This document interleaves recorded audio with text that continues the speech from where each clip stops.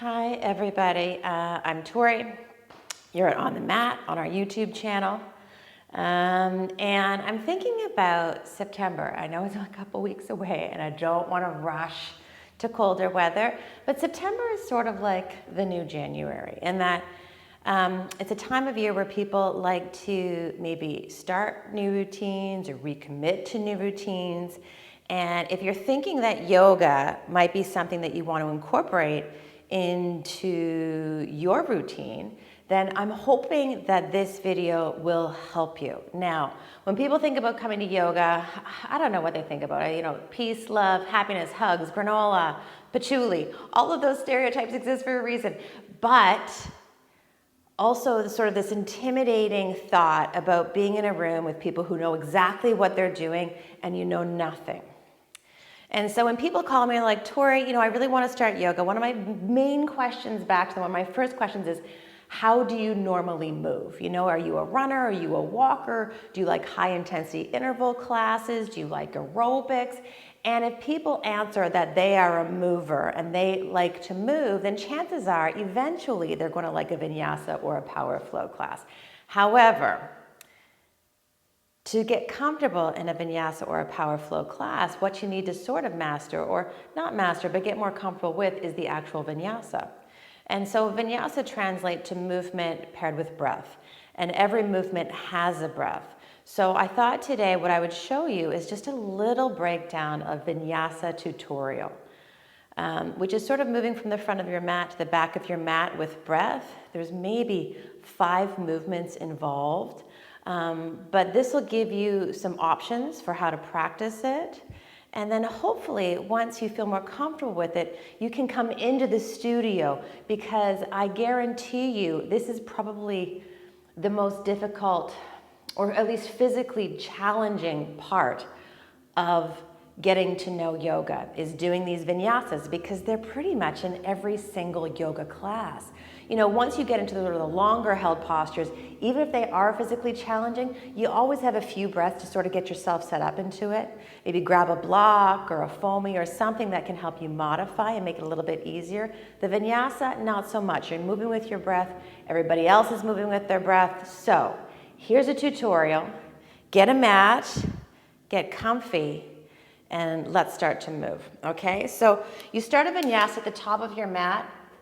Your toes can either be touching or feet can be around hip distance apart, and hip distance is subjective to everybody.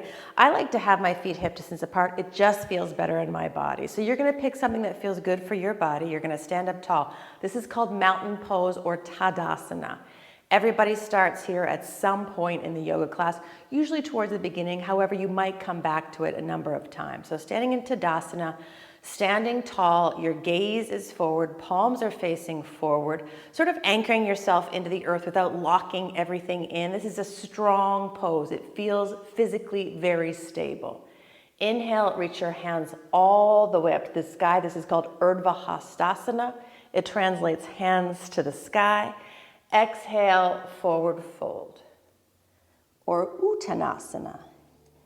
Inhale, lift up halfway. I bring my fingertips to my shins. I do this with a slightly bent knee. Someone likes to do it with very straight legs. Some people like to do it with a very big bend through their knee. Now, the priority here is elongating your spine. So sometimes people come here to a halfway lift and they're very, very rounded. In order to smooth things out, bend your knees a little bit more. Make this more accessible for your back body. So take an inhale here.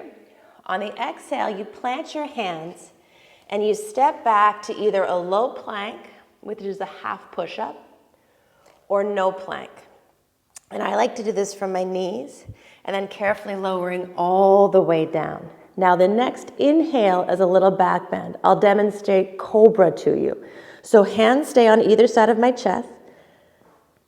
Untuck your toes. Press the tops of your feet where your shoelaces would be into the mat. Legs are very, very strong. And then inhale, just press down to lift up a little bit. When you lift up, shoulders roll back, heart pulls forward. On the exhale, you make your way back to downward facing dog. That's the breath pattern.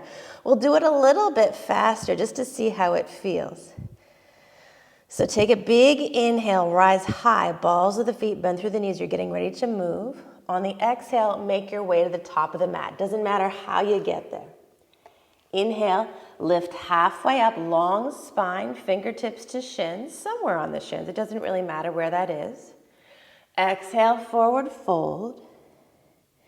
Inhale, rise all the way up, Urdhva Hastasana. And then hands to heart center. Good, let's try it together. Inhale, reach the hands up, Urdhva Hastasana. Exhale, forward fold, Uttanasana. Inhale, lift halfway.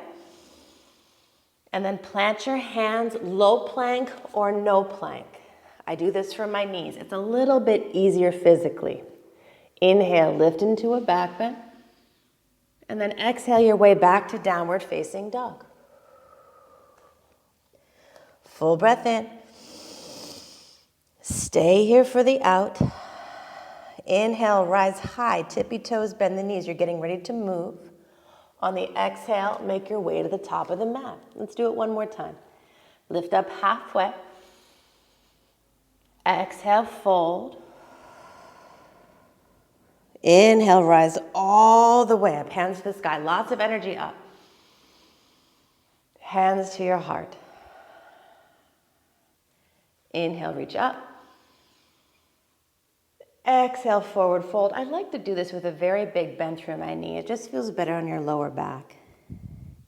Inhale, lift up halfway.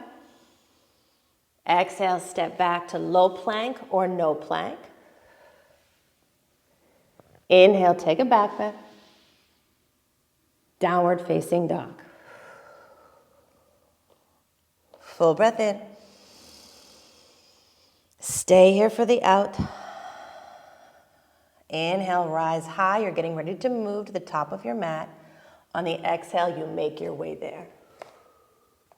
Lift halfway. Forward fold. Inhale, rise all the way up. Lots of energy up. That energy comes from the lower half of the body. And then hands to heart center. Good. Now, keep in mind, I've been practicing yoga for a very long time and teaching yoga for a very long time too. So if it looks easy for me, it is sort of easy for me at this point. But getting to know these movements, first and foremost, is the challenge. And then figuring out how you breathe through these movements is also the challenge. I think that's the hardest part, sort of linking the movement with the breath. So when you turn me off, turn off this YouTube video, and you start to practice it yourself, give yourself 2 or 3 breaths to transition from one pose to the other. So remember, it's lifting tall, there's a forward fold, there's a lift halfway or a long spine, and then you make your way back to low plank or no plank to your belly. You inhale to a back bend. On the exhale, you make your way back to downward facing dog. That's it. It sounds simple. It's going to take a few tries to get it, maybe a few classes to get it. Don't worry about the breath to start. I would say focus more on the movement and the breath will come. As you get more comfortable with the movement, then you can start to get comfortable with the breath. Okay. You're gonna work up a little bit of heat. I have too. I'm feeling it. I'm gonna go get some water. I'm gonna leave you to practice it. Use this video as many times as you need to, and then hopefully we'll see you in class soon.